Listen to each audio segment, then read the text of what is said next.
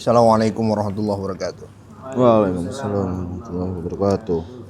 Ila hadrat Nabi Mustafa Rasulullah. Al-Fatihah. A'udzu billahi minasyaitonir rajim. Bismillahirrahmanirrahim. Alhamdulillahirabbil alamin arrahmanir rahim maliki yaumiddin. Iyyaka na'budu wa iyyaka nasta'in ihdinas siratal mustaqim siratal ladzina an'amta 'alaihim ghairil maghdubi 'alaihim waladdallin. Amin. Al-Fatihah. A'udzu billahi minasyaitonir rajim. Bismillahirrahmanirrahim. Alhamdulillahirabbil alamin maliki yaumiddin. Iyyaka na'budu wa iyyaka nasta'in ihdinas siratal mustaqim siratal ladzina an'amta 'alaihim ghairil maghdubi 'alaihim waladdallin. Bismillahirrahmanirrahim. Bismillahirrahmanirrahim. Allahumma inna qad kharajna Allahumma inna kharajna min haulina wa quwwatina min haulina wa quwwatina haulika wa quwwatika la haulika wa la quwwatika wa min ilmina ila ilmika wa in ilmina min ilaika wa min iradatina ila iradatika min ilminatina wa qadratika bi rahmatika ya arhamar rahimin. rahmatika ya arhamar rahimin. Allahumma shalli ala nuril anwar Allahumma shalli ala nuril anwar wa sirril asrar wasil asrar wa tiryakil aghyar wayatil akhyar wa miftahi babil yasar ibadil yasar Sayyidina Muhammadanil Mukhtar Sayyidina Muhammadanil Mukhtar wa alihil adhar alihil wa akbar ashabihil akhyar ashabihil akhyar adada ni'amillah wa ifdalih. Allahumma aftah lana bi futuhil arifin Allahumma aftah lana bi futuhil arifin. walhamdulillahi rabbil alamin. Walhamdulillahi rabbil alamin. Bismillahirrahmanirrahim. Qala al-muallifu rahimahullahu ta'ala wa nafa'ana bihi wa bi'ulumihi wa bi'ulumi masyayikhihi fid darain amin. Kemarin kita membahas pembukaan tentang bab ke-12 tentang adab nikah. Bahwa ada pendapat dan nikah itu hukum asalnya secara fikih. Hukum asalnya secara fikih adalah sunnah.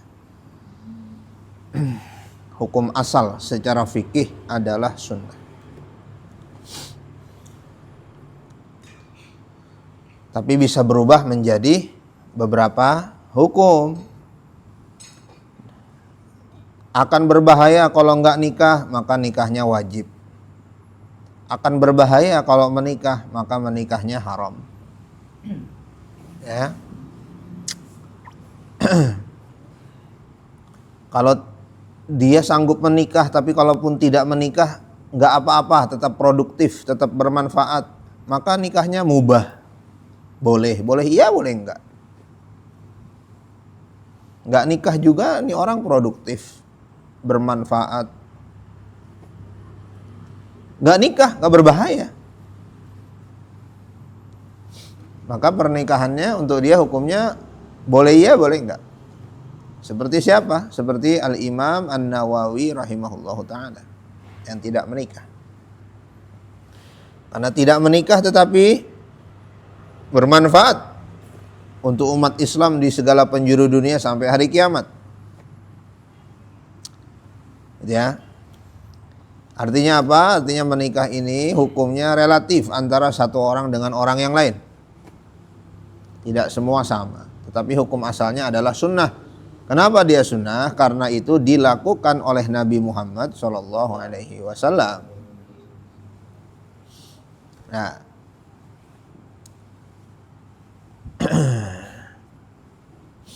saat ini bagaimana saat ini? Juga macam-macam. Pergaulan yang sulit. Ya. Apa namanya? Khalwah. Percampuran antara laki-laki dengan perempuan. Ya. Yang menganggap pernikahan itu tabu. Tabu itu yang ntar-ntar aja lah. Nikah itu bukan untuk anak muda, nikah itu untuk kalau udah tua, kalau udah dewasa, gitu ya. Nikah itu kalau ya segala macam apa tuh tambahan-tambahan yang bukan syarat itu terpenuhi, harus sudah punya rumah, harus sudah itu ya. Tapi hubungan laki-laki perempuan khalwatnya dianggap biasa. Maka yang seperti itu lebih baik menikah. Lebih baik menikah. Gitu ya. Ya. Baik, tuh.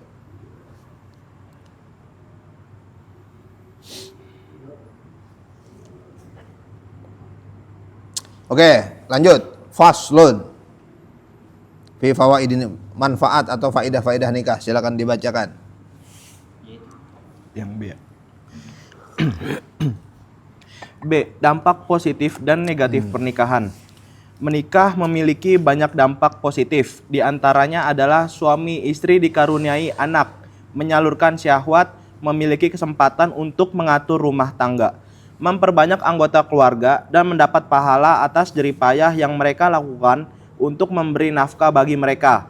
Apabila suami istri dikaruniai anak soleh, mereka mendapat berkah. Dan jika anak mereka meninggal ketika masih kecil, ia akan menjadi pemberi syafaat bagi mereka di akhirat kelak. Baik.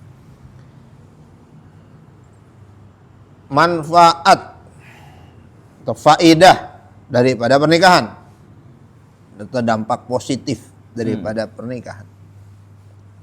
Ya. Di antaranya berarti ya banyak. Ini yang disebutin hanya beberapa saja. Boleh ditambahin sendiri. Al-waladus soleh, nggak mungkin ada istilah anak soleh kalau tidak ada pernikahan. Dari mana adanya anak soleh kalau tidak ada pernikahan? Ya, artinya ada doa Nabi yang nggak bisa diamalin, nggak ada doa Quran yang nggak bisa diamalin, doa Nabi Ibrahim, waj'alna taqabbal minna wa min zurriyyatina wa min zurriyyatina. Doa itu nggak bisa diamalin. Kenapa? Bagaimana mau punya zurriyah keturunan kalau tidak ada pernikahan? Ya. Rabbana hablana min azwajina wa dzurriyyatina. Rabbi ij'alni muqimas shalah wa min dzurriyyatina. Ya. Apalagi?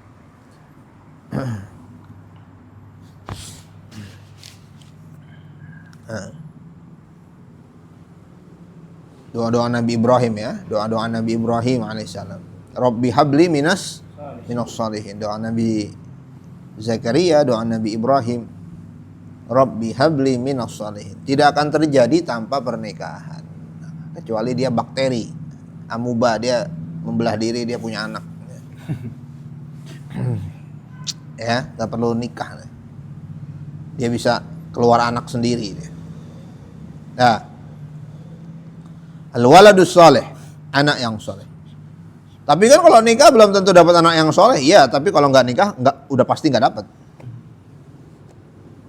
Ya, itu yang pertama. Nah, kecuali, tapi saya nikah nggak pengen punya anak, ya terserah. Free child, ya. Cerah, terserah. Wa kasrus syahwah, menghancurkan, menyalurkan, menghancurkan, menghilangkan syahwat. Ya, menghilangkan syahwat.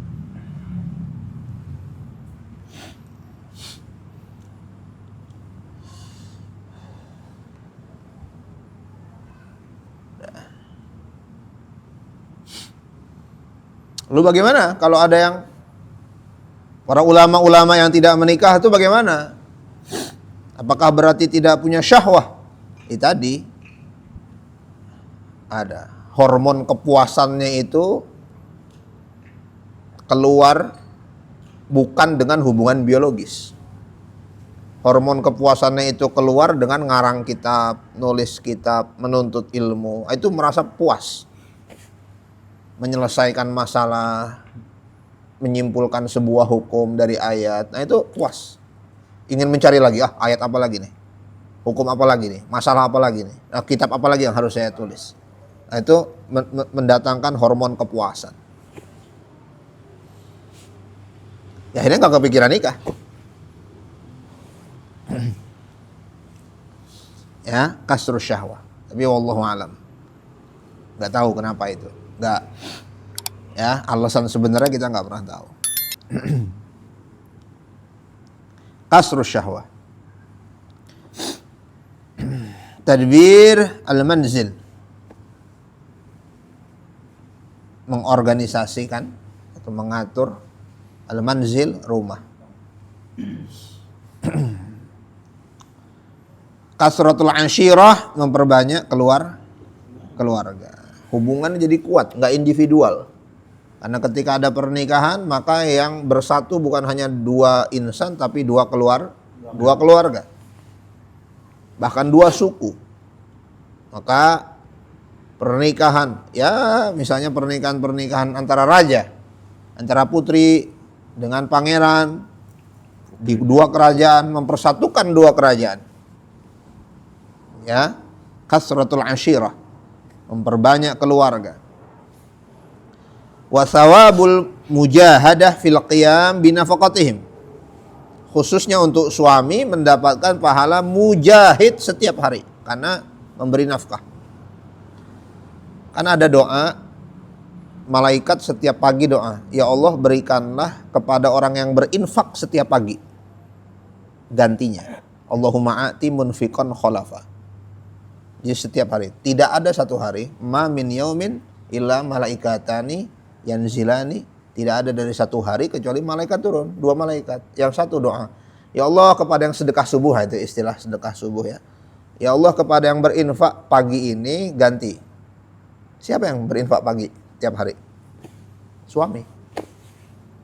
Hanya suami yang berinfak setiap pagi tiap hari. Semua makanan dan minuman yang masuk ke dalam mulut istrinya dan anaknya, dari mana itu? Dari suami. Asal istrinya jangan kerja. Kalau udah kerja, makan pakai duit sendiri, gugur lah itu udah doanya. Duit sendiri suami istrinya. Gitu ya. Nah. Tanggung jawab suami. Jadi istri, kalau istri kerja tuh ngapain? Hobi, bukan butuh. Nah, itu ciri suami berhasil. Itu ya. Siap. Kapan? Hah? Gitu ntar ya? Iya. Jadi ciri suami berhasil kalau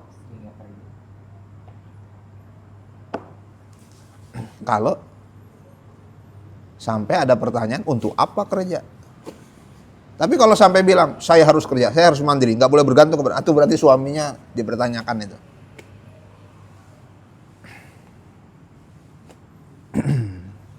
Gitu ya. Itu mujahadah itu. Mujahadah. Ya, pahala kesungguhan daripada seorang suami. Ya. Anak istri puasa, makanan pertama yang masuk ke dalam mulut anak istrinya yang sedang berpuasa dari suaminya. Bangun tidur, makan minum yang pertama masuk ke dalam perut anak istrinya dari suaminya.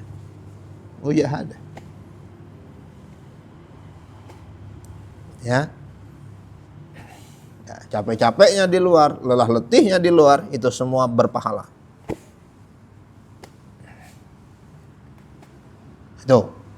Itulah nikmatnya berumah tangga tuh ya itu. Beda dengan yang memang punya kebutuhan. Bapaknya nggak ada, ibunya harus cari nafkah sendiri. Beda.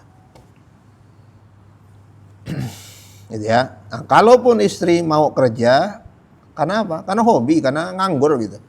Nganggur ya ngapain ya? Ya udahlah, cari kesibukan aja. Bukan karena butuh.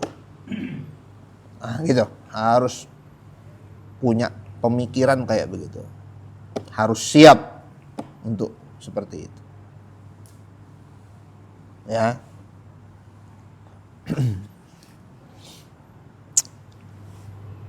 Nah, ini nggak ada. Istri punya ijazah S1, S2, S3.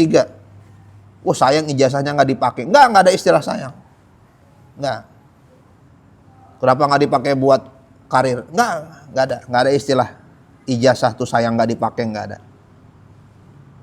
Istri pinter itu kayak memang harus pinter, bukan buat kerja. Ya. Nah tapi kalau nganggur, anak-anak udah besar itu baru. Nah itu tuh leadership dari suami itu, kepemimpinan suami. Ya, harus tanggung jawab. Udah tenang-tenang aja pokoknya. No masalah makan urusan saya. Nah harus begitu. Ya masa kebutuhan sandang pangan papan itu urusan saya. Itu gitu. Baru mujahadah itu namanya. Kesungguhan yang pahalanya besar itu dari suami. Fa in kana al-waladu salihan li haqqihi. Fa in kana al-waladu salihan lahiqahu barakata du'aihi.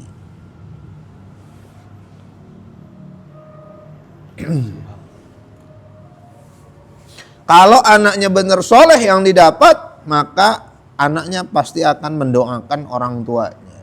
Orang tuanya pasti dapat doa dari anaknya yang soleh. Nah, kenapa? Karena teman kita sedekat apapun sulit untuk doain kita. Nggak bisa diharapin untuk doain kita. Tapi kalau anak nggak doain, berarti anak itu nggak soleh namanya. Artinya apa? Anak itu dibebani kewajiban untuk mendoakan orang tua kalau mau dapat gelar sebagai anak yang soleh. Berarti pasti anaknya ngedoain. Karena kalau nggak soleh berarti anaknya. Nah, pengen nggak dapat gelar anak soleh? Pengen. Doain orang tuanya. Nah orang tuanya pasti dapat doain. Tapi temen ya meninggal kita malam ini. Kaget nih. Oh, innalillah. Udah besok udah kerja lagi udah. Main futsal, main bulu tangkis. Nggak ngaruh. Gitu ya. Jadi jangan hidup untuk nyenengin orang. Nyenengin orang itu mencari kepuasan orang, nggak ada. Hidup itu untuk bermanfaat, bukan untuk nyenengin orang. Bedain ya. Hidup untuk bermanfaat, bukan untuk nyenengin orang. Kalau dengan bermanfaat itu orang seneng ya alhamdulillah. Tapi nggak selalu juga orang seneng. Dokter amputasi emang orang seneng. Yang motong-motongin kaki orang, seneng nggak orang? Tapi bermanfaat kan? Kalau enggak ya rusak badannya semuanya. Kalau enggak diamputasi, na'udzubillah. Ya, hidup untuk bermanfaat, bukan untuk nyenengin orang. Karena enggak semua manfaat kita tuh nyenengin orang. Nah, dia kalau bermanfaat, maka hidup yang bermanfaat itu dibawa ke dalam kubur, ke akhirat. Tapi kalau untuk nyenengin orang akan lupa. Kita masuk ke kuburan, sedihnya sebentar, seketika dia akan lupa, kecuali anak yang soleh.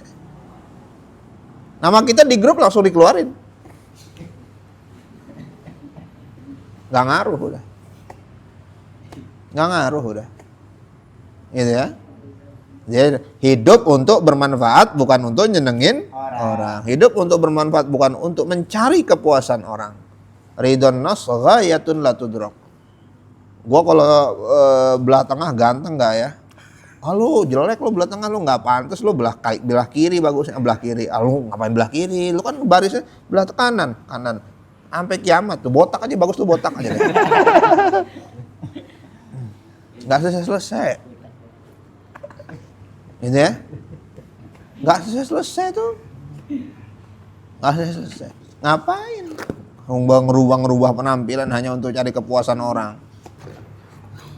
Ya. Mungkin minggu kemarin mungkin kita pakai baju baru. Siapa yang ingat? Nggak ada yang ingat. Bodoh amat. Padahal hari itu kita beli sendal baru, gak ada yang ngeliat. Tapi dalam hati kita, sendal baru nih, pasti orang pada kaget ngeliat sendal baru. Gak ada yang lihat. Gitu ya. Jadi hidup kita tenang. Yang kita pikirin besok kita bisa bermanfaat untuk orang tuh apa? Bukan nyenengin orang apa? Gitu ya. Hidup bukan untuk mencari validasi, ya, mencari validasi, pengakuan orang lain. Nggak diakui ya nggak apa-apa. Nah,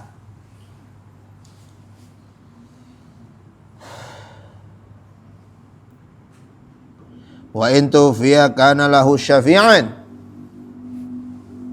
Kalau wafat, ya, orang tua wafat, anak akan menjadi syafaat. Kalau anaknya wafat, anak juga akan menjadi syafaat. Ya, dalam sebuah hadis Rasul sallallahu alaihi wasallam,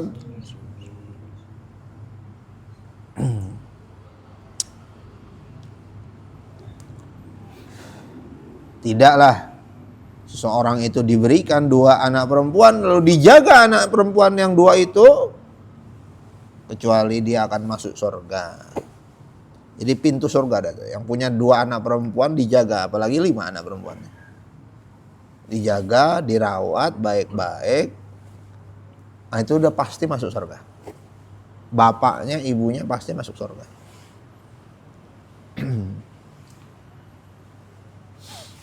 Ya. Nah, jadi surganya di depan mata semua tuh. Yang berkeluarga itu surganya di depan mata semua. Gitu ya. Nah, terlambat jadi nggak dengar, nanti ceritain deh yang apa yang tadi yang terlambat. Pas banget tuh. Harusnya tadi, iya, harusnya datang duluan. Tadi ada yang kelewat.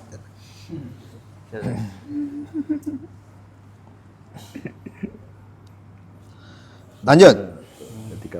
Afatun nikah.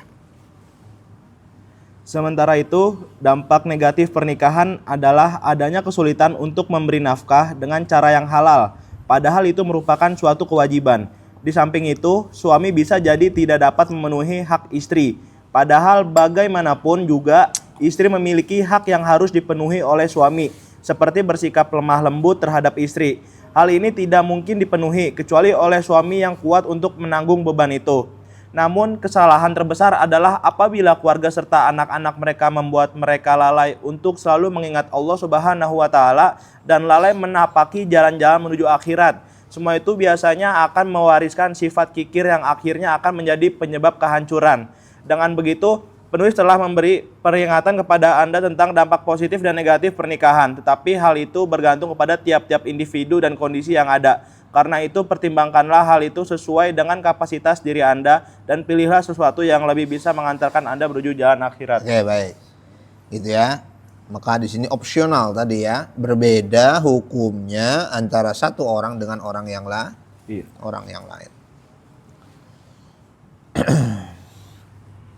Nah. Afatun nikah, dampak-dampak yang negatif dari pernikahan. Apa itu? Sulit untuk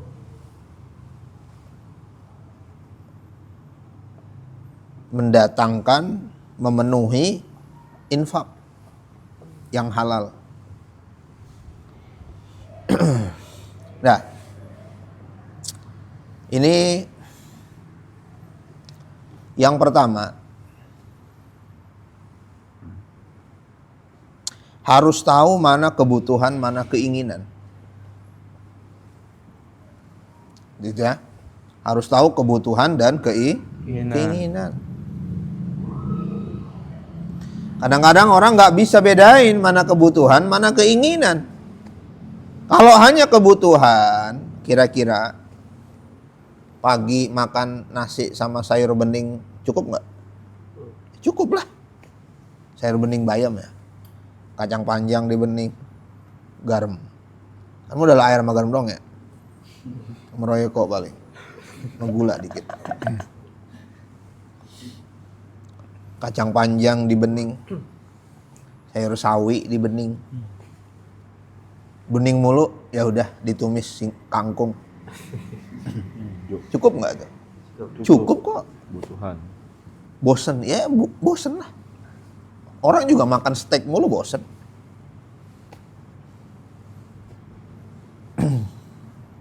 Orang makan ayam mulu bosen loh. Bosen nggak? Ayam lagi nih. Apa bedanya dengan bayam lagi nih? Ya. Bosen itu mulu. Ya udah dah, daun paya aja diurap. Cukup. Jadi kalau untuk kebutuhan ya, insya Allah cukup. Yang bikin gak cukup itu apa? Keinginan.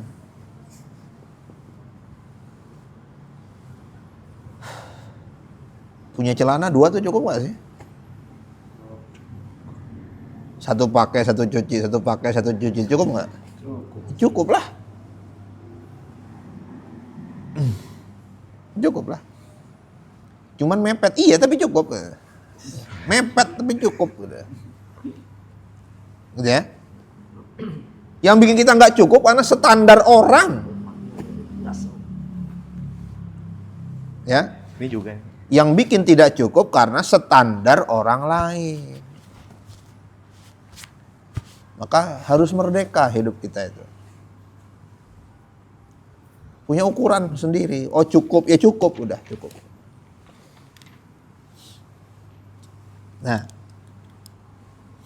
sanggupnya cuman punya rumah 20 meter ya, rumah subsidi yang 100 jutaan tuh katanya tuh. Ya udah, sempit. Yang penting gak kehujanan, udah. Rumah Nabi 20 meter. Gitu ya. Nah, tapi nggak punya motor, harus jalan kaki. Jalan lah, emang kenapa jalan? Sehat. Ada orang yang nyari waktu untuk jalan, bayangin. Nyari waktu, beli sepatu mahal untuk jalan. Aneh, jalan doang pakai sepatu mahal. Tinggal nggak punya motor aja, tinggal jalan. Kenapa harus pakai sepatu mahal untuk jalan? Aneh nggak? Tinggal nggak punya motor, nggak punya kendaraan, terpaksa jalan tuh. Ngapain jalan itu harus sewa tukang foto? Jalan doang nyewa tukang foto.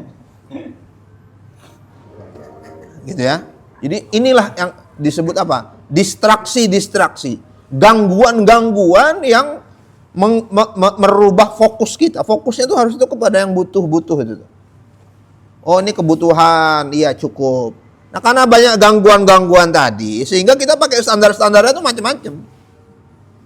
Oh harus begini ya, harus punya ini ya. Enggak harus. Siapa yang bilang harus? Dengan begitu hidup cukup, udah. Ya, cukup. Itu kok bajunya itu aja ya? Lah emang kenapa bajunya ini aja? Apa masalahnya? Selama masih bisa dipakai, sopan-sopan aja. Masalahnya di mana gitu? Masalahnya adalah kita pengen dapat pujian orang pakai baju baru. Itu loh. Ya. Nah itu, lo percayalah, semakin banyak duitnya, semakin banyak keinginannya. Nggak selesai manusia itu. Itulah yang bikin duit nggak pernah cukup. Dulu gaji kita misalnya berapa nih, gaji kita 2 juta, mepet, tipis, tapi cukup. Bertahun-tahun gaji kita 2 juta, tapi cukup. Begitu 4 juta kok sama ya, habis juga ya. Ya karena standar hidupnya ikut naik. Ikut naik. Ya bayangin, baru dilantik jadi PNS langsung taruh di bank tuh sertifikatnya. Akhirnya keluar peraturan kementerian, nggak tahu udah untuk nasional apa enggak. Dilarang gadekan sertifikat PNS. Udah kebayang dia. Minggu depan nih gaji turun pertama kita beli mobil apa ya? Udah kebayang dia. Gitu ya. Nah itu manusia, pahami jiwa apa tuh? Jiwa serakah kita itu. Kendalikan, didik. Itu tugas suami juga kepada istri. Dan tugas istri juga untuk mengingatkan suami. Hidup fokus dengan kebutuhan. Ada lebih untuk mendapatkan sebagian keinginan, silahkan. Tapi fokus dengan kebutuhan. Ya, fokus dengan kebutuhan.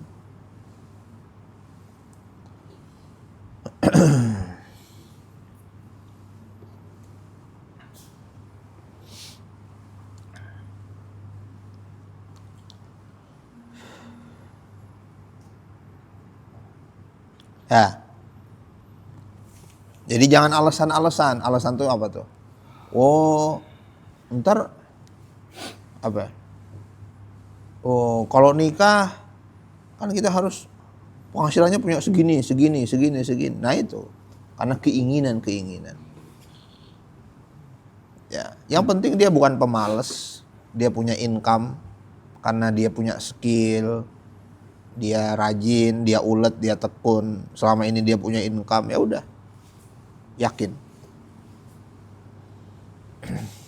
Ya. Tapi kalau harus sekian uangnya, ya nggak bakal nikah jadinya. Nah, banyak tidak sedikit orang yang semakin banyak duitnya, makin banyak utangnya. Makin banyak duitnya, ya. Suami istri kerja, rumahnya ngutang, mobilnya ngutang, limit di bank habis limitnya. Jadi semakin banyak duitnya, semakin banyak ngutangnya. Kenapa? Dalam pikirannya begitu. Oh ya, gaji kita ada tiap bulan. Rumahnya nyicil, mobilnya nyicil, anaknya sekolah, TV-nya nyicil, handphonenya nyicil, laptopnya nyicil. Nyicil. Dia ngerasa bisa bayar tiap bulan. Ngutang itu dorongan untuk ngutang itu kuat. Jadi semua orang yang pengen ngutang itu selalu yakin dia bisa bayar. Semuanya. Semua orang yang ngutang dia yakin bisa bayar. Begitu bayar pertama langsung pusing. Nah, itu psikologinya tuh begitu. Tuh setan tuh ngedukung banget orang begitu. Nah, begitu udah ngutang, nah itu setan kabur. Bodo amat deh lo, urusin dah deh. Maka pusing dia kan. Girohnya untuk bisa bayar. Enggak ada. Soalnya yang bujuk-bujuk untuk ngutang udah enggak ada. Yang nyemplungin dia untuk ngutang udah kabur. Ya. Nah, waktu awal dia semangat kan? Semangat, yakin bisa bayar, kenapa? Pada ngebujuk soalnya tuh semuanya tuh. Gabay. Ya.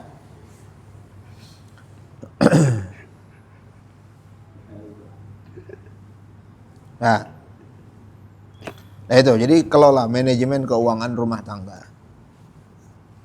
Fokus kepada kebutuhan. Kalau ada lebih bisa makan yang lain, alhamdulillah. Pengen deh makan sate, aduh nggak cukup nih bang duitnya buat makan sate, ya beli deh setengah porsi ya, dua tusuk, satunya ya sweet aja ntar siapa.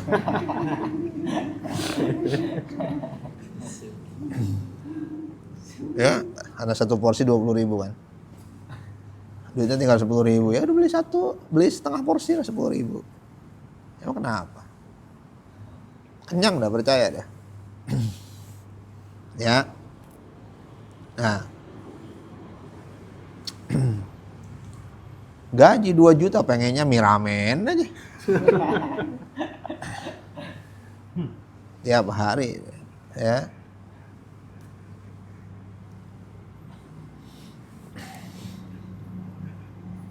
Nah itu. Insya Allah cukup. Yang bikin gak cukup adalah keinginan, ambisi, ya, keserakahan, atau apa? Tidak mengerti kemampuan diri sendiri. Halakamru'un man lam ya'rif qadra nafsi. Hancur orang itu kalau nggak tahu kadar dirinya sendiri. Ya. Gaji 5 juta, nyicil rumah 4 juta, sisa 1 juta.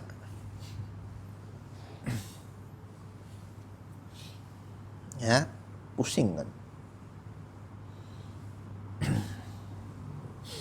5 tahun dibayar, begitu cek ternyata utangnya masih utuh. Nanti yang dibayar bunganya doang.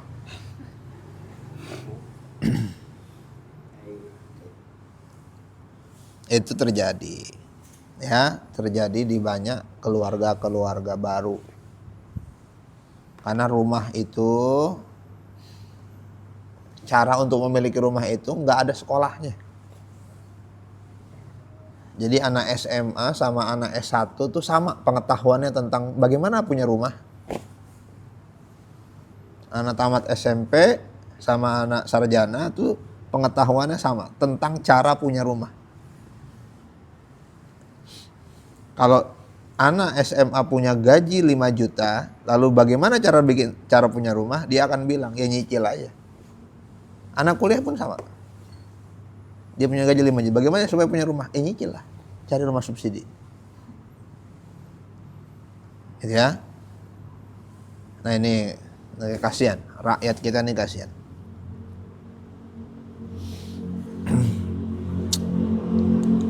Ya. Nah, istri harus kuat mendukung agar suami pulang bawa nafkah halal. Nggak mungkin istri nggak tahu. Udah tahu gajinya 30 juta, pulang-pulang bawa 2 miliar. Alhamdulillah Pak, berkah. Berkah dari mana? Tanya dulu. Ya. Akhirnya ketangkep. Sekian ratus miliar. Duitnya dipakai apa? Dipakai ini, dipakai ngumrohin 50 orang ternyata. Nraktir umroh. Itu ya. Siapa yang paling tahu gaji suami? Istri lah. Siapa lagi?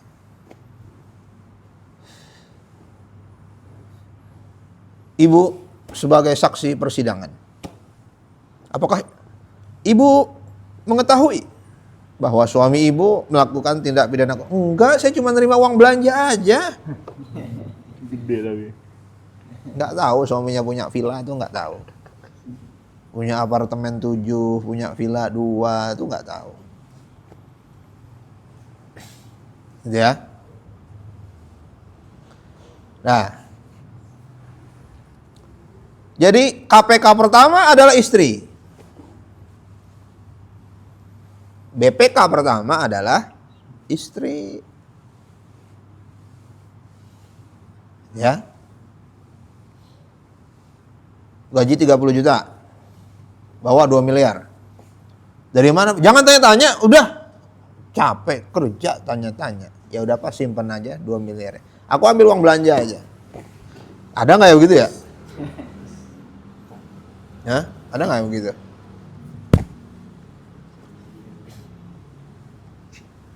Kasih duit bukannya bersyukur, nah gitu ya. Ambil lagi mejanya tuh, meja banyak. Kitabnya nggak bawa. Yang penting tangannya bisa nyender.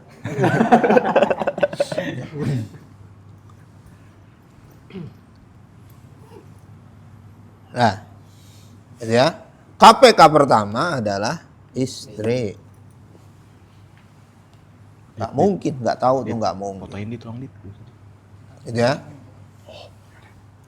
Yang ketangkep emang suami ketika korupsi. Duitnya kemana emang? Nah itu ya, itu gimmick itu semuanya itu. Enggak, saya mau uang belanja aja, nggak ada itu, nggak ada. Ya, selamat keluarga begitu insya Allah selamat. Yang kedua, suami megang duit bukan hak keluarganya, istri jangan tahu. Duit apa tuh pas sekoper? Duit bikin jalan. Jangan pegang, lihat aja boleh. Itu bukan duit kita. Iyalah. Ini yang jadi masalah, istri pengen megang semua duit suami.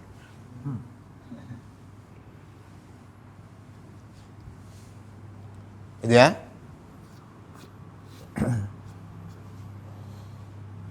Suaminya RT, kas RT dipegang sama bininya. Suaminya RW, kas RW dipegang sama bininya. Gitu ya. Suaminya presiden, duit negara dipegang sama dia. Itu. Ya itu. Ya. Suami harus mendidik istrinya yang bukan haknya jangan disentuh. Istri menjadi KPK untuk suaminya. Gak usah, cukup. Ini untuk makan udah cukup. Ini bukan hak kita, gak usah. Beres urusan. Gitu ya. Nah, bagaimana caranya? Sebelumnya usahakan, mudah-mudahan dimudahkan, Allah mudahkan, kebutuhan semuanya penuhi. Anak penuhi, untuk istri dipenuhi kebutuhannya. Ya. Apa kebutuhannya? Semua dipenuhi. Semua dipenuhi, nah nanti itu datang tuh. Duit orang dipegang, jangan ini bukan hak kita. Iya ya, kita bersyukur kebutuhan udah dipenuhi. Nah itu. Yang repot kalau dia miskin megang duit orang itu repot itu. Pas banget lagi ditagih pinjol. Ada orang setoran ya. Duit KTP ya udah pas banget. Setoran itu kas 17-an. Pas banget data. Lah ini kenapa pohon pinang ganti pohon pisang nggak duitnya dikorupsi?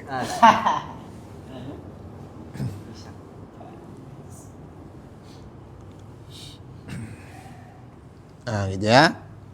Dah tuh aman tuh keluarga kayak begitu. Nah juga kalau memang ada rezeki lebih, suami bahagiakan istrinya, ya kasih jajan. Kasih jajan. Tadi. Jadi nanti ketika ada uang-uang begitu yang bukan miliknya, didik. Nah, ini bukan hak kita nih. Kau kan udah jajan udah. Ya, tapi kalau suaminya pelit, nanti istrinya apa tuh? Ini ya dia cari strategi untuk ngambil uang suami. Ya.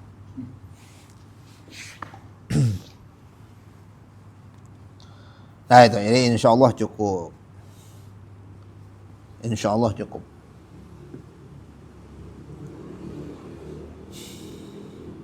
Wala'allahu aidan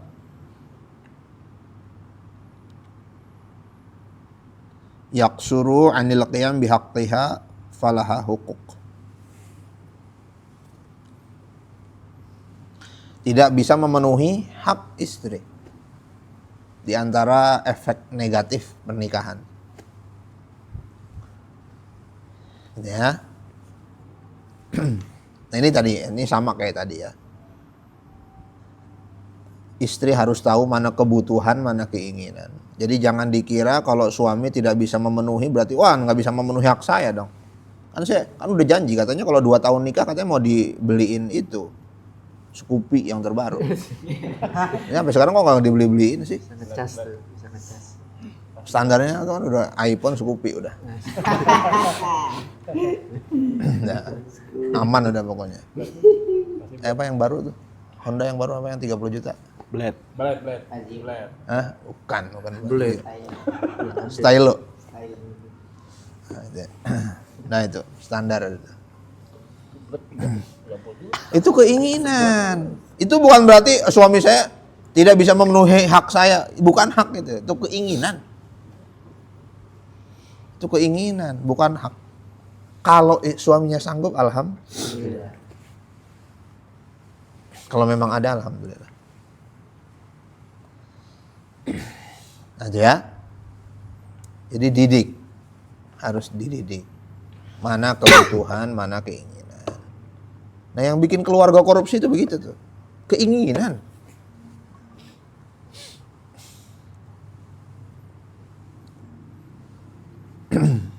Ya.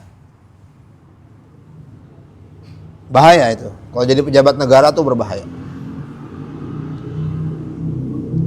Ya. Kita aman jadi pejabat negara kalau sudah pandai mendidik diri ini. Istri terdidik jiwanya. Apalagi suami sebagai pemimpin terdidik jiwanya. Untuk tidak ngambil seluruh haknya. Tidak ngambil seluruh haknya. Itu kalau jadi pejabat baru aman. Tapi kalau kita biasa ngambil seluruh hak kita, padahal itu halal kan, semua hak kita ambil. Itu termasuk gak aman. Tapi kalau dia biasa ngambil hak orang, berbahaya udah pasti. Gitu ya. Kenapa? Kalau dia terbiasa untuk tidak ngambil seluruh haknya, dia sanggup, tapi dia tidak lakukan. Dia sanggup kok. Misalnya, dia sanggup untuk beli baju baru mahal, dia sanggup. Tiap bulan dia sanggup untuk jalan-jalan. Dia sanggup. Tapi dia batasi, enggak lah. Lebih baik duitnya untuk yang lain aja. Nah ini aman ini, insya Allah. Padahal itu hak dia. Tapi kalau dia biasa, ini kan ada duit, ini ada duitnya, udah lah, jalan-jalan beli baju apa. Ala wa inna likulli malikin hima. Kalau orang di batasan, itu pasti nanti lompat ke batasan yang bukan tempatnya. Ya, orang dibatasin ini. Jadi dia berdiri di sini. Semua haknya diambil. Pasti nanti nyebrang dia. Ya, pasti nyebrang dia. Tapi kalau dia di sini di belakang batas, aman dia. Gitu ya. Ya. Sanggup dia beli Alphard, enggak usah lah Mas lah, Kijang kapsul aja. Yang penting AC dingin. Mesin aman, kasih turbo biar cepet.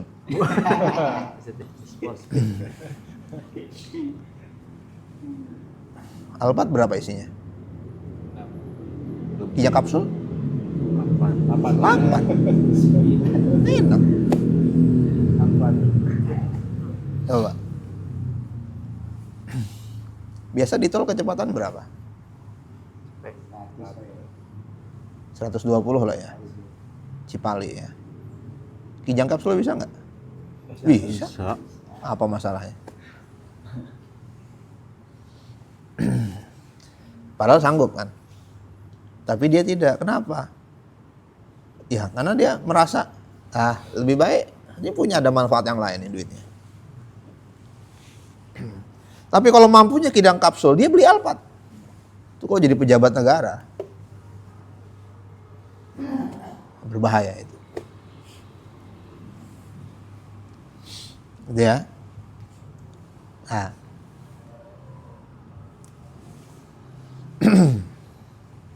Nah itu, jadi visi misi suami istri harus seia sekata.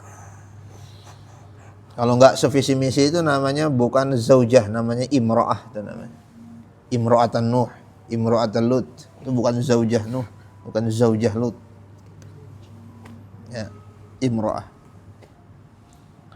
Punya ikatan pernikahan tapi nggak sevisi.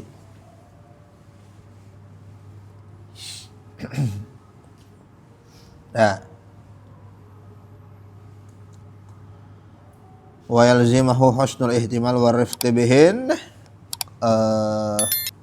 berlemah lembut kepada istri, dan ini yang juga diantara yang dikhawatirkan suami tidak bisa melakukan, gitu ya. Nah, ini dua-duanya juga harus paham.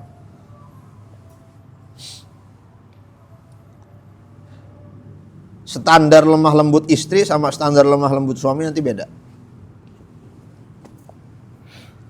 Ya. Nah, selama suami melaksanakan kewajibannya, tidak KDRT, ya, nggak goblok-goblokin istri, ya berarti bagus lah. Tapi istri, aku pengennya aku pengennya dipanggil cantik tiap hari, ya nggak bisa lah. Jadi standarnya, dia punya standar sendiri, pengennya dipanggil cantik tiap hari. Pengennya kalau abis dandan tuh kamu harus bilang aku cantik kalau abis dandan gitu. Itu kan standar yang lain ya. Nah itu, jadinya lalu dia apa? Karena nggak dipanggil cantik, dia ngadu ke mertuanya, ke orang tuanya. Suamiku tidak memenuhi hakku, katanya. Gitu. Kenapa? Abis dandan nggak dibilang cantik, padahal dandannya lama gitu. Jadi itu standarnya beda, jadinya. Gitu ya, standarnya beda. Nah, standarnya suaminya tuh tanggung jawab, ngasih nafkah bener, anaknya dijaga, istrinya dijaga, dipenuhi kebutuhannya, dikasih uang jajannya, udah aman udah. Kadang-kadang manusia emang susah bersyukur emang. Ya suami nggak bersyukur, ya istrinya juga nggak bersyukur. Gitu ya. Tadi itu suami udah bertanggung jawab sebegitunya, tapi gara-gara nggak dipuji cantik marah dia.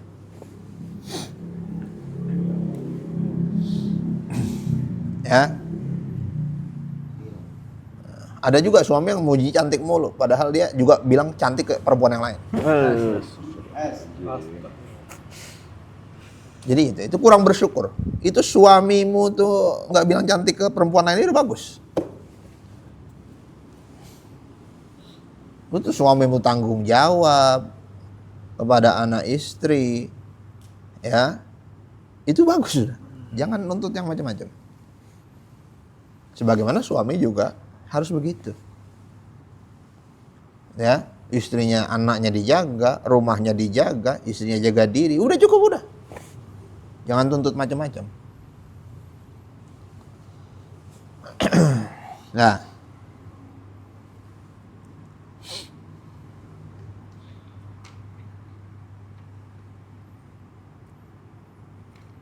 dan ini tidak bisa dilakukan kecuali orang-orang yang tangguh, yang kuat.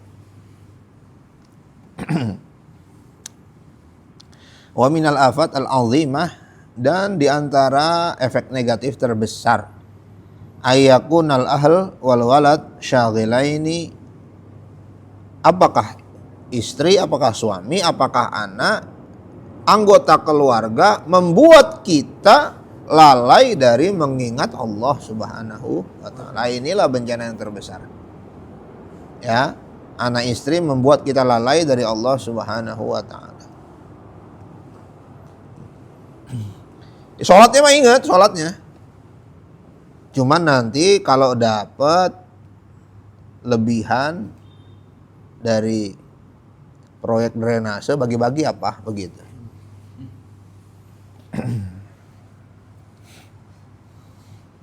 Sholatnya jalan, umrohnya jalan, sholatnya jalan, korupsinya jalan. Itu berarti istri, anak menjadi fitnah untuk suami. Gitu ya, menjadi musuh. Atau sebaliknya, suami yang menjadi fitnah untuk istri dan anak-anak. Ya. Nah, itu adalah bencana yang paling besar dalam keluarga, lalai dari Allah Subhanahu wa ta'ala. Nah, ini semua disebutkan contoh-contohnya oleh Imam Al-Ghazali untuk mempertimbangkan kira-kira kita pantas menikah atau tidak. Ya, pantas menikah atau tidak. Oke, lanjut. Selanjutnya. C. Akad nikah. Syarat pernikahan hingga terpenuhinya akad ada 4. Pertama, izin dari wali. Jika wali tidak ada, pemberian izin dapat digantikan oleh sultan atau penguasa. Kedua, adanya kerelaan dari pihak perempuan jika ia adalah seorang janda yang sudah balik. Ketiga, dihadiri oleh 2 saksi yang adil. Tapi jika tidak ada 2 saksi yang adil, dapat dibuat suatu kesepakatan sesuai dengan kebutuhan. Keempat, adanya proses ijab kabul dengan penyebutan lafal pernikahan. Ankahtuka wazawwajtuka. Aku menikahkanmu. Atau dapat juga dengan menggunakan lafal yang memiliki makna yang sama dengan lafal pernikahan tersebut yang khas dalam ucapan kedua orang mukallaf itu, tanpa diikuti oleh calon istri dalam hal pengucapan lafal itu, baik dari pihak suami, wali maupun wakil dari kedua belah pihak. Oke, cukup. Syaratnya nikah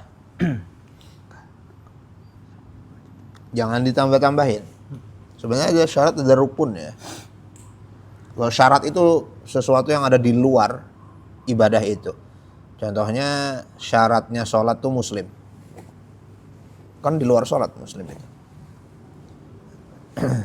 Ya. Suci. Menghadap kiblat. Nah, itu syaratnya itu. Itu berada di luar. Yang di dalam sholat ya takbir. Nah, itu rukun namanya. Baca Fatihah.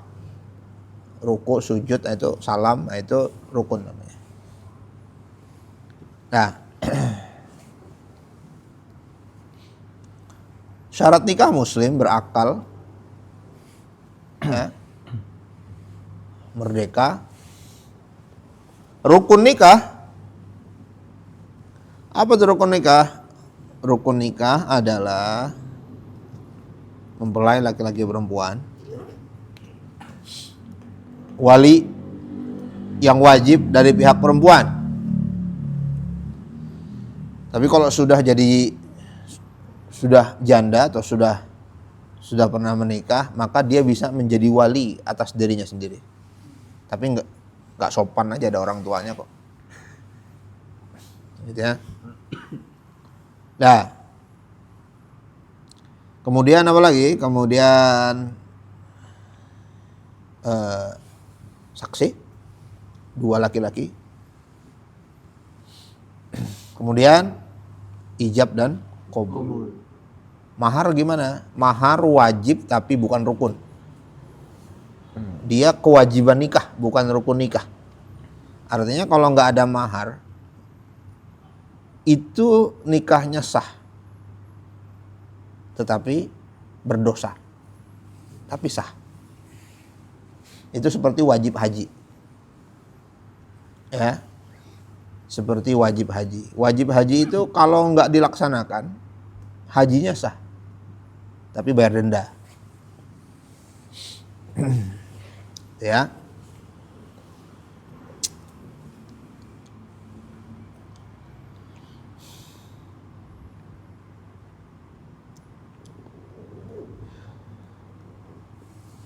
Ya, mabit di Muzdalifah, ya, ke Mina misalnya. Dia bukan rukun haji.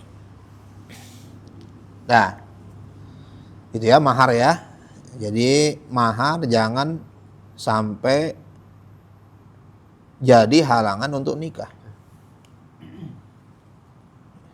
Enggak ada mahar aja sah, gitu ya. Tapi berdosa itu suaminya. Kenapa? Karena ya masa sampai nggak ada mahar sama sekali. Maka disebut walau khataman min hadid. Walau hanya cincin besi yang beli di gerobak abang-abang itu loh. Ya, yang 10 juta dibayar sama Feral. Ya.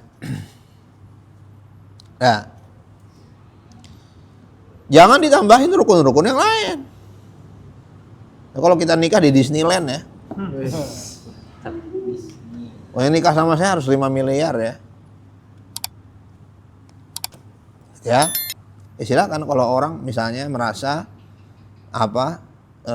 dirinya punya standar tertentu ya silahkan.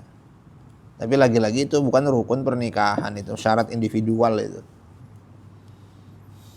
Ya gitu ya. Jangan dimasukin sebagai rukun pernikahan. Jangan sampai gara-gara itu nikahnya nggak jadi. Tendanya warna apa ya? Kuning apa biru ya? Nggak ketemu tuh, nggak jadi nikah. Gara-gara tenda. Saya gambus ya, enggak dangdut, nggak jadi nikah.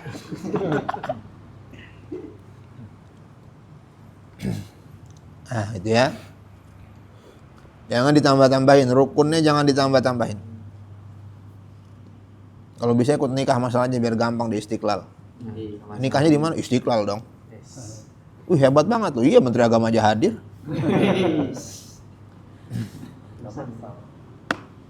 Kenapa ribet kan? Kenapa ribet amat? Gampang begitu kan. Seru loh nikahnya di Istiqlal, dihadiri Menteri Agama. Siapa yang nikah dihadiri Menteri Agama? Itu nikah massal. Gitu ya. Nah, jadi jangan persulit masalah ini. Hal yang gampang jangan dipersulit. Nah,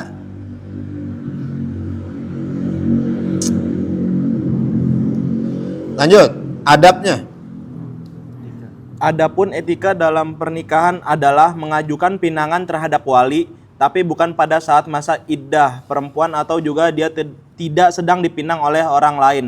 Hal ini sebagaimana larangan Rasulullah SAW. Oke, baik. Adab berarti lebih baik dilakukan. Tapi kalaupun tidak dilakukan, nggak apa-apa. Tapi nggak cantik, nggak elok, kurang pantas. Apa itu? Lamaran. Kalau di Padang itu yang ngelamar ya perempuan.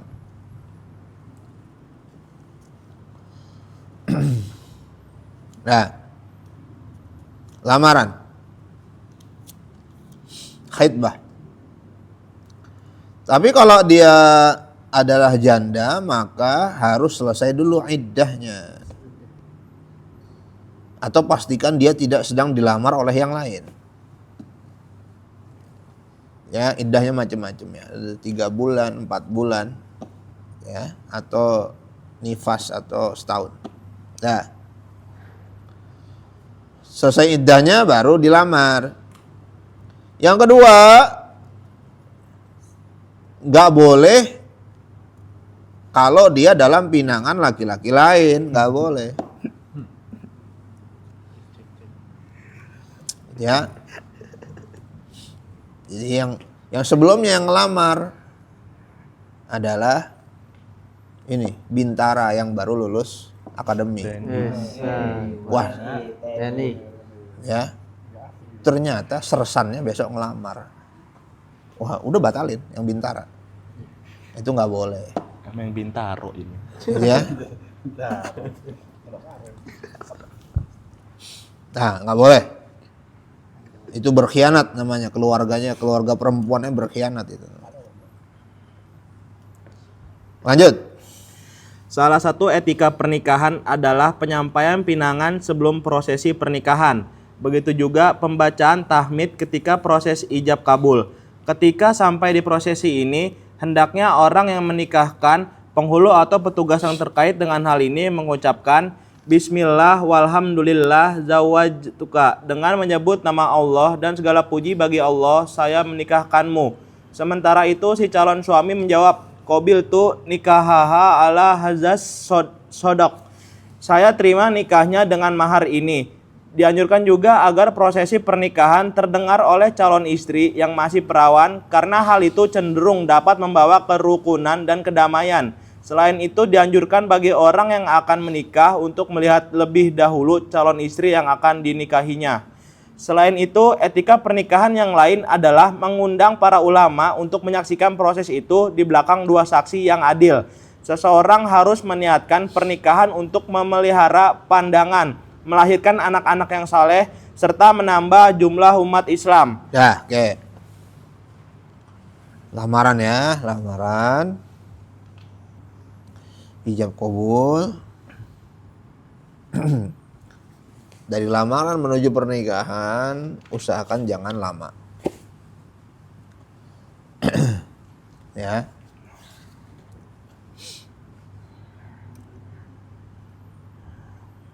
Qabil tu nikahaha ala hadza sodak. Sodak artinya mahar. Mahar. Sedikit atau banyak tapi usahakan maharnya itu yang mempunyai nilai komersil. Ya. Punya nilai komersil.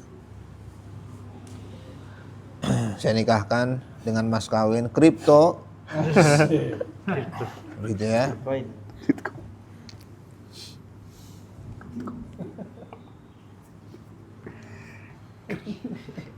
Ada. Nah.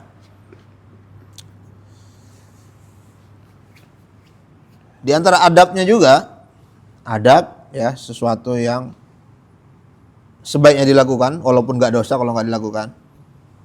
Ihdar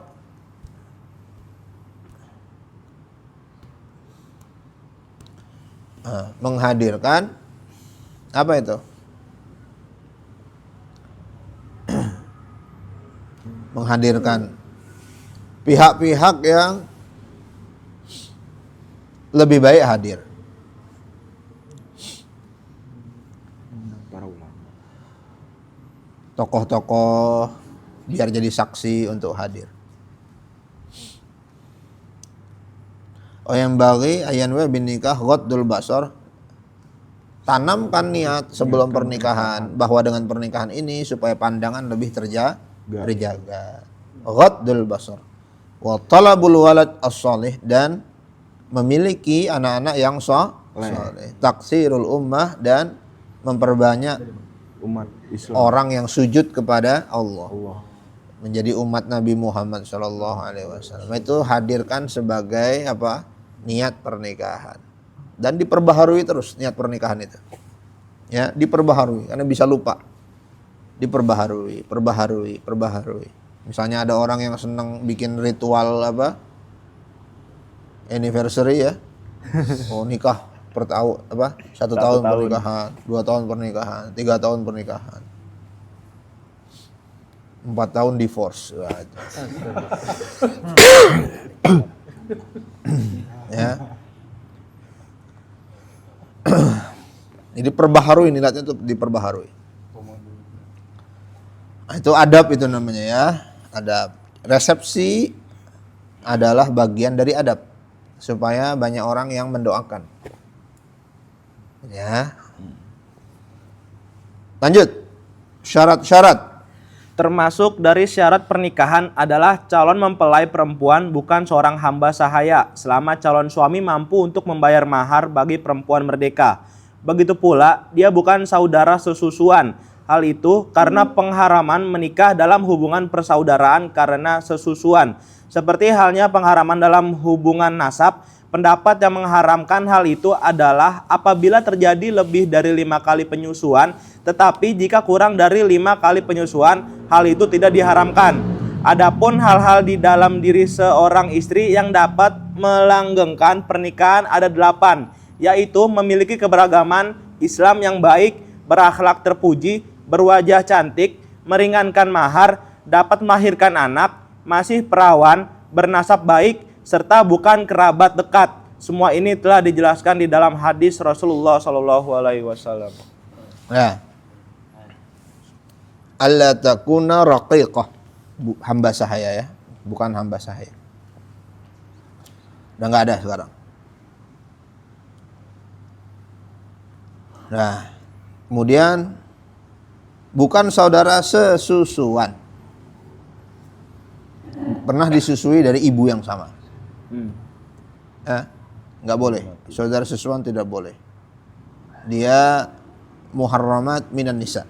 Hurrimat alaikum ummahatukum wa banatukum wa akhwatukum dan seterusnya wa banatul akh wa banatul ukh wa ummahatukum allati arda'nakum wa akhwatukumur radha'ah.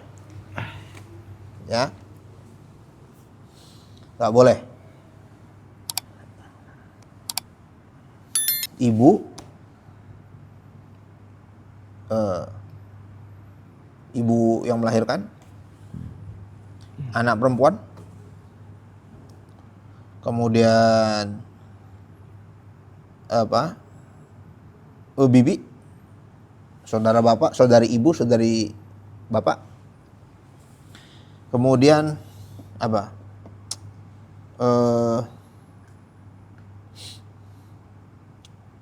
Bibi itu keponakan ya.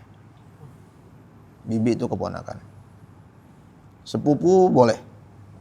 Sepupu tuh anak bibi ya. Tapi kayak nggak ada dunia lain aja. Sempit amat dunia. Ya, terlalu sempit dunianya. Gimana mau punya pengaruh yang baru? Dunianya itu aja. Ya. Nah, kemudian apa? Mertua. Oke, mertua, ibu mertua. Kemudian ibu sepersusuan.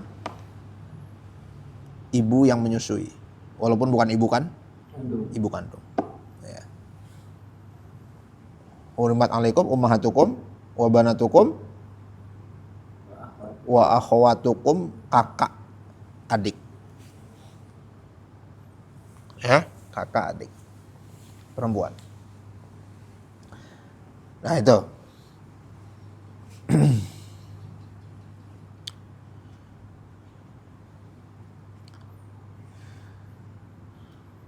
Jadi sepupu itu aurat ya.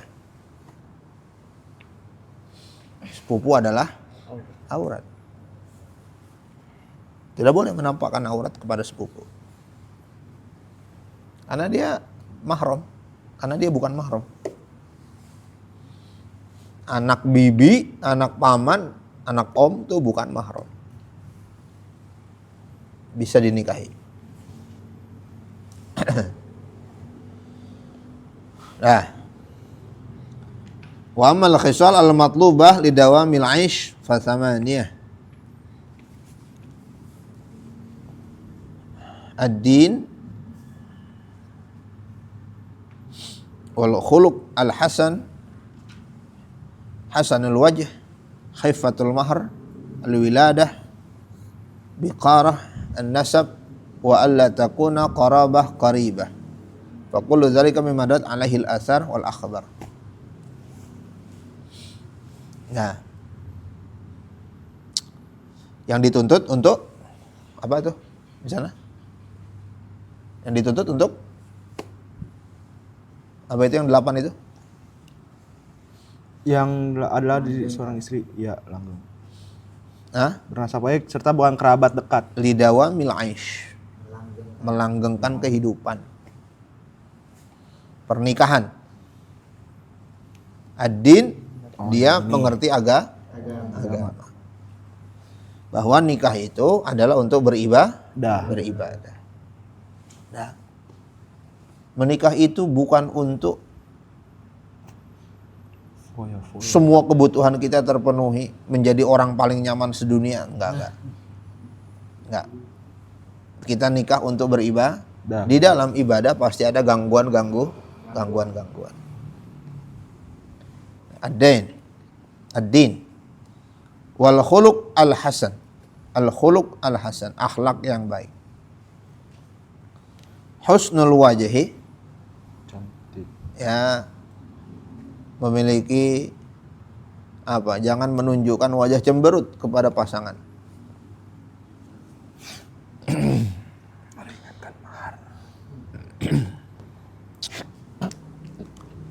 Nah, atau ya minimal ya apa ya? Kalau dilihat itu nggak sumpek aja lah, minimal gitulah. Gitu. Ya, minimal nggak sumpek lah gitu kalau dilihat gitu. Nah, itu standarnya ini loh ya, standarnya tuh sulit loh. Gudang Sopi sumpah. Nada sulit itu nggak selalu yang apa tuh, yang bening itu lebih enak dilihat tuh nggak selalu juga, gitu ya. Nah,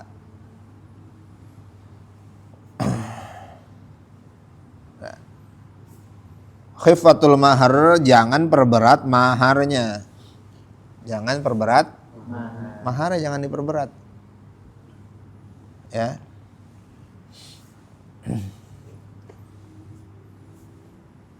Mahar ringanin, gedein duit belanja itu aja. Khaifatul mahar wal wiladah, nggak mandul gitu ya, tidak mandul. Wal wiladah, karena sering terjadi masalah keturunan ini bikin gonjang ganjing di rumah tangga. Bisa jadi, ya, berat, memang berat. Kecuali orang-orang yang hebat seperti Nabi Zakaria, Nabi Ibrahim yang punya anak umur 80 tahun ke atas. Berat itu. Setahun nikah, tanyain, udah ngisi belum? Belum nikah, ditanyain kapan nikah? Udah nikah, ditanyain kapan punya anak? Udah punya anak, ditanyain adiknya mana? Gitu ya. Masih satu aja, itu udah 3. Gitu ya. Banyak kan. Pemain cadangan 1. Nah. Hiburan itu.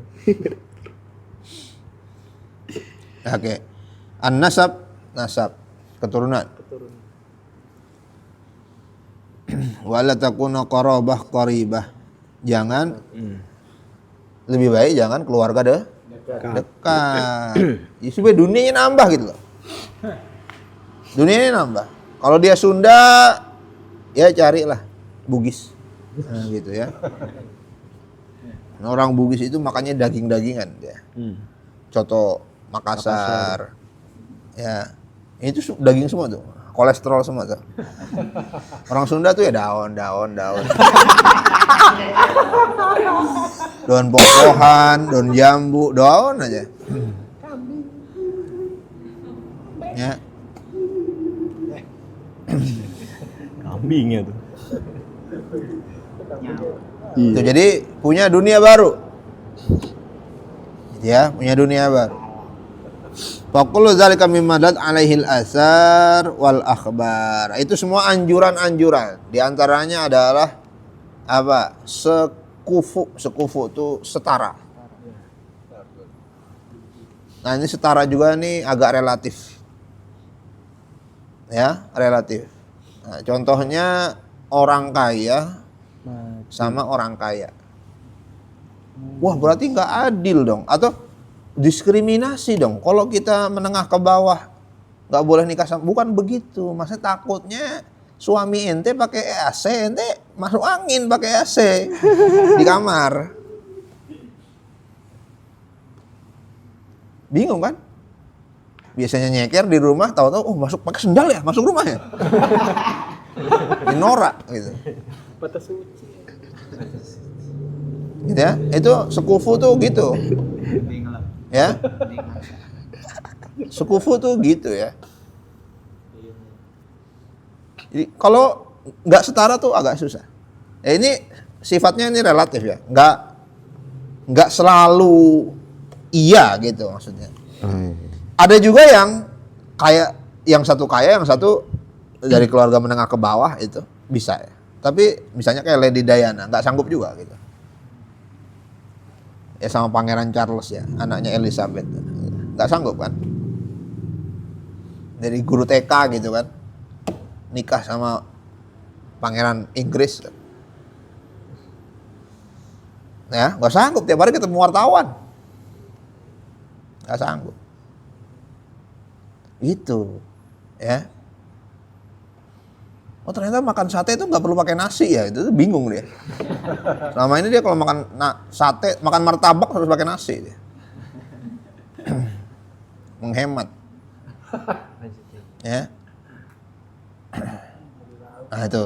Jadi kalau nggak sekufu tuh Ya, misalnya budaya kerajaan kalau makan itu harus bareng-bareng misalnya. Dimulai dari alat yang paling luar. Pisau paling luar gitu ya. Jadi bingung kan, pisaunya 5, garpunya 5. Dia biasa makan kan langsung aja kan. Kan repot kan, harus sekolah dulu kan. Harus itu ya sekolah kepribadian dulu kan. Itu sekufu tuh begitu. Ya, nah ini relatif sifatnya, nggak selalu. Bisa juga cocok, bisa juga. Ya, bisa juga. Apalagi sekufunya tuh apalagi? Ya bisa kesukuan bisa juga antar suku aman-aman aja. Tapi bisa juga harus kesukuan. Nah, sekufu yang mutlak adalah agama. Nah, ini mulai ada lagu macam-macam untuk ngomongin kayak gitu tuh. Ya. Ya, itu syahwat itu, lagu-lagu syahwat itu. Itu sekufu yang mutlak, nggak boleh nggak itu. Adalah setara dalam agama, sama-sama muslim. Kalau bukan muslim, maka pernikahan tidak sah dari agama Islam. Untuk agama lain sah ya urusan dia, tapi dari segi agama Islam dia pernikahan yang tidak sah. Ya, itu sekufu. Akademisi sama akademisi misalnya. Ya. Apakah harus selalu? Ya enggak juga. Tapi biasanya iya. Ada juga yang sama-sama akademisi ternyata ada juga. Bukan cuman dia yang akademisi, tapi dua-duanya orang tuanya sama-sama akademisi. Ini profesor, bapaknya, ini profesor, bapaknya, anaknya sama-sama akademisi, cerai juga ada. Sekufu ini memang sulit, relatif ya, sangat relatif. Maka yang terakhir adalah istafti qalbak, tanya hatimu, minta fatwa sama hatinya. Selama nggak dosa, yakin, lanjutin. Selama tidak dosa, tidak melanggar syariat dan yakin, lanjutkan. Itu yang terakhir dah itu. Ya. Oke, cukup. Wallahu alam. Bisa. Ada pertanyaan silakan. Satu sedikit. Ya. Mohon dijelaskan tentang yang nikah dengan ahlul kitab, Ustaz. Itu aja, Ustaz. Oke. Nikah dengan ahlul kitab hukumnya halal. Jadi ayat Quran bilang ahlul kitab. Yang jadi masalah, nah ini menurut pendapat mayoritas ulama fikih dan ulama tafsir bahwa tidak ada ahlul kitab sebagaimana ahlul kitab yang disebut Al-Quran. Ahlul kitab adalah orang yang menguasai membaca kitab-kitab suci, baik itu Taurat atau itu Injil. Atau yang lebih lama ya Zabur, udah nggak ada. Karena kitab-kitab itu sudah tidak ada, maka ahlul kitab itu tidak ada. Nah, yang jadi masalah orang yang berpendapat bahwa ahlul Injil sekarang adalah ahlul kitab, dia bilang boleh. Nah, itu ya. Jadi semua ulama sepakat menikah dengan ahlul kitab itu hukumnya sah. Tetapi tidak semua ulama sepakat apa makna ahlul kitab. Nah, itu aja. Ya, tapi mayoritas ulama berpendapat bahwa tidak ada ahlul kitab. Karena kitabnya saja sudah tidak ada, bagaimana ahlinya? Kitabnya juga nggak ada. Wallahu alam. Ada lagi nggak? Cukup. Baik, mudah-mudahan kita mendapatkan ilmu yang bermanfaat. Amin. Akhlak yang baik, kehidupan orang-orang yang soleh, wafat dalam keadaan husnul khatimah. Amin. Dibukakan rezeki yang luas, halal dan barokah. Amin. Dimudahkan segala urusannya, diangkat derajatnya dunia dan akhirat. Amin. Yang sakit di antara kita Allah angkat penyakitnya. Amin. Yang sudah wafat di antara kita Allah lapangkan kuburnya. Amin. Diterima iman Islamnya. Dan tidaklah kita berkumpul di sini kecuali Allah turunkan ridhonya. Amin. Dan tidaklah kita bangkit dari tempat ini kecuali Allah ampunkan dosa-dosa kita. Amin. Wassallallahu ala sayyidina Muhammadin wa ala alihi wa sahbihi wasallam. Subhanakallahumma wa bihamdika asyhadu an la ilaha illa anta astaghfiruka wa atubu ilaik. Assalamualaikum warahmatullahi wabarakatuh. Waalaikumsalam warahmatullahi wabarakatuh.